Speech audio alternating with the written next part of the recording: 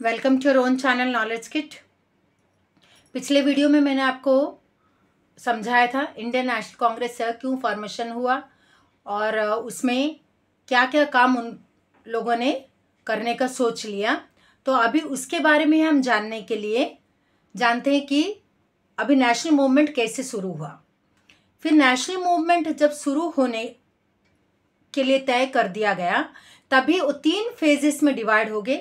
पहला होता है अर्ली फेज, फिर दूसरा आएगा आपका असर्टिव फेज, फिर तीसरा आएगा आपका गांधीयन फेज। तो आज हम जानेंगे अर्ली नेशनलिस्ट ने क्या किया था। अर्ली नेशनलिस्ट पिछले वीडियो में मैंने बताया था आपको अर्ली नेशनलिस्ट के बारे में। तो अर्ली नेशनलिस्ट वो लोग होते हैं जो लोग मॉडरेट थॉट रखते थे। उन लोगों का सोचना था कि हम जो भी करेंगे पेन एंड पेपर के थ्रू करेंगे, कोई दंगा फसाद हमें नहीं चाहिए, हम वायलेंस को नहीं देखेंगे, बस पेशेंस से हर किसी चीज़ को डील करेंगे। तो उनका फेथ था ब्रिटिश गवर्नमेंट के ऊपर, वो भरोसा करते थे। वो सोचते थे अगर हम ब्रिटिश गवर्नमेंट को अप्रोच करेंगे, उनके साथ मेंबरशिप करेंगे तो आहिस्ता तो हमारी बात को समझेंगे और हमारे देश को स्वाधीनता दे देंगे। और उनके हिसाब से ब्रिटिश गवर्नमेंट ऐसे भी कुछ काम करते थे जो कि उनको अच्छा लगता था। तो उसमें जो जो मेंबर्स थे मोस्टली जो प्रोफेशनल्स थे, जैसे कि लॉयर्स थे, डॉक्टर्स थे, टीचर्स थे, जो लोग काम करते थे, जाके वो एक प्रॉपर ऑफिस में काम करते थे, या तो जो लोग हाईली एजुकेटेड थे वैसे ही लोग इसमें मेंबर्स बने थे। तो उन लोगों का फेथ बढ़ता जा रहा था ब्रिटिश गवर्नमेंट के ऊपर, क्योंकि सोसाइटी में भी बहुत सारे चेंजेस लाए थे ब्रिटिश गवर्नमेंट। इसीलिए किसी ना किसी तरीके से वो ब्रिटिश गवर्नमेंट को अप्रिशिएट करते थे। तो उसमें जानते हैं हम लोग कौन कौन से मेंबर्स थे। मैंने तो इधर बहुत सारे नाम लिखे हैं, तो आप लोग देख सकते हो। बंगाल से कौन कौन थे? WC बैनर्जी थे, रास बिहारी घोष थे, फिर सुरेंद्रनाथ बैनर्जी थे, ये सब बंगाल से थे। फिर थे महाराष्ट्र और गुजरात से भी थे, जो इधर आप देख रहे हो, गोपाल कृष्ण गोखले, जस्टिस रानाडे। तो और कहाँ से? दादा भाई नौरोजी भी थे गुजरात से। फिर आंध्र प्रदेश और तमिलनाडु से भी थे, जो मैंने इधर बहुत सारे नाम लिखे हैं। तो ऐसे हर स्टेट से, उत्तर प्रदेश में भी लोग इसमें इंक्लूडेड हुए थे।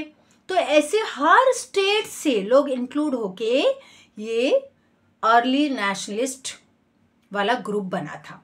और ये लोग अच्छे से ब्रिटिश गवर्नमेंट के साथ फ्रेंडली रिलेशनशिप रख के देश को अलग करना चाहते थे, देश में परिवर्तन लाना चाहते थे, देश को स्वाधीन करना चाहते थे, क्योंकि ये लोग ब्रिटिश गवर्नमेंट के ऊपर ट्रस्ट करते थे। तो आइए जानते हैं उनका क्या क्या बिलीफ था ब्रिटिश गवर्नमेंट के ऊपर। पहला तो उनका बिलीफ था कि वो लोग जस्टिस प्रोवाइड करते हैं, लोगों के प्रति वो लोग ऑनेस्ट है, तो इसीलिए हम लोग उनके ऊपर भरोसा करेंगे। क्योंकि पहले वीडियो में मैंने आपको बताया था इंडियन नेशनल कांग्रेस बनने में किसकी सहायता मिली थी? A.O. ह्यूम, जो कि एक इंग्लिशमैन थे, फिर भी उन्होंने सपोर्ट किया था ताकि हमारा एक पार्टी बन पाए। तो इस वजह से ये लोग भरोसा करना शुरू किए थे कि अगर इंग्लिश पीपल ही हमें सपोर्ट करते हैं कुछ भी करने के लिए, कोई पार्टी फॉर्मेशन करने के लिए, तो ज़रूर हमारे देश को भला करने के लिए भी वो लोग ज़रूर कोई ना कोई काम करेंगे। इसीलिए इनका भरोसा था। ये लोग सोचते थे कि वो लोग सही तरीके से हमारे देश को न्याय देंगे। फिर और क्या भरोसा करते थे वो? उनका भरोसा था कि ज़रूर वो लोग होम रूल प्रोवाइड करेंगे इंडियंस को, इंडियंस के हाथ में अधिकार देंगे कि अपना देश, अपने कॉलोनी को खुद चला पाए, अपना नियम कानून बना के चला पाएंगे। ऐसे मिला नहीं था, लेकिन उनको भरोसा था कि ब्रिटिशर्स जरूर उनके हाथ में पावर दे देंगे। आहिस्ता आहिस्ता करके इंडियंस के हाथ में ही पावर दे देंगे, पॉलिटिकल पावर आ जाएगा। फिर और क्या भरोसा करते थे वो कि उनको क्लीन्ड सोशल इविल्स, क्योंकि ऐसे तो क्लीन्ड सोशल इविल्स में आप लोग क्या देख रहे हो, जैसे हमारे इधर था सती प्रथा था, चाइल्ड मैरिज था, विडो रीमैरिज नहीं था, गर्ल्स एजुकेशन नहीं था। ये सब जो हमारे इविल थे सोसाइटी में, उसका उन्होंने बंद करवा दिया।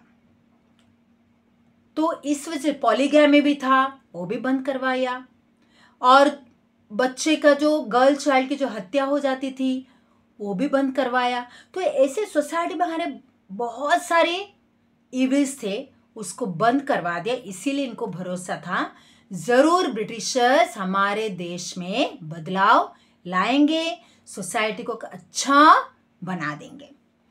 इसीलिए ये सोचते थे कि हमें पेशेंस रखना चाहिए।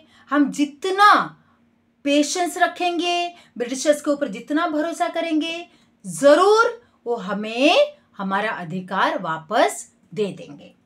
और उनका और एक भी था कि गवर्नेंस थ्रू वेस्टर्न स्टैंडर्ड, क्योंकि लोगों का ये सोच हो गया था, इंडियंस अनएजुकेटेड थे, तो इंडियंस बहुत सारे ऐसे गलत सोच रखते थे। पढ़े लिखे ना होने की वजह से उनको सच बात पता नहीं चलती, धर्म के नाम पे उनको गलत राह पे चलाया जाता था, क्योंकि वो तो बुक पढ़ना नहीं जानते थे, तो जो भी उनको बोला जाता था वो सच मान लेते थे। इस वजह से इन एजुकेटेड पीपल ने सोचा कि अगर ब्रिटिशर्स हमारे देश को चलाएंगे तो वेस्टर्न तरीके से चलाएंगे, मतलब लोगों के अंदर जागरूकता जरूर लाएंगे, लोग सही गलत में डिफरेंस कर पाएंगे। तो इस वजह से ये लोग पेन एंड पेपर से हर काम करना चाहते थे, और इनका ये सोच था कि एक मॉडरेट का ये भी बोलना था, I am loyal to the British government means I am loyal to my own people. Means मैं अगर ब्रिटिश गवर्नमेंट को भरोसा करता हूँ, उनकी तरफ मैं सच्चा रहता हूँ, उसका मतलब है मैं मेरे भारतीयों की तरफ भी सच्चा ही रहता हूँ, कोई धोखा नहीं दे रहा हूं मैं। क्यों? उनका यही सोच था कि ब्रिटिश गवर्नमेंट हमारे कंट्री में बदलाव ला रहे हैं, इस वजह से अगर उनको मैं सपोर्ट करूंगा तो जरूर हमारे कंट्री को भला ही करेंगे। इसलिए उन लोगों ने कुछ डिमांड्स भी रखे थे। आज मैं बस आपको कॉन्स्टिट्यूशनल रिफॉर्म्स पढ़ा रही हूँ। मीन्स हमारे कॉन्स्टिट्यूशन, हमारा तो तभी कॉन्स्टिट्यूशन नहीं था, ब्रिटिश कॉन्स्टिट्यूशन के हिसाब से हमारा देश चल रहा था, तो उसमें क्या क्या चेंजेस लाना चाहिए। तो इसके लिए उन्होंने पहला डिमांड किया abolition of Indian council. British government ने एक इंडियन काउंसिल बनाया था। इस काउंसिल के थ्रू वो चाहते थे कि ब्रिटिश गवर्नमेंट को असिस्टेंस मिले, सहायता मिले। तो इसमें मेंबर्स मोस्टली ब्रिटिशर्स ही थे। बस एक मेंबर पहला बना इंडियन, फिर 2 बने, फिर 3 बने, ऐसे 3 member, last to last 3 member तक बन पाए इस काउंसिल में। इसके लिए इनका मेजॉरिटी तो ब्रिटिशर्स ही थे ना इस इंडियन काउंसिल का, इसीलिए उन्होंने डिमांड किया कि आप इंडियन काउंसिल को कंप्लीटली बंद करवा दो और हमें एज ए मेंबर पार्लियामेंट में इंक्लूड करो। सही डिमांड था। फिर उन्होंने और एक भी ये किया, ये चाहते थे कि रिफॉर्म करें कि नो टैक्सेशन नो रिप्रेजेंटेशन।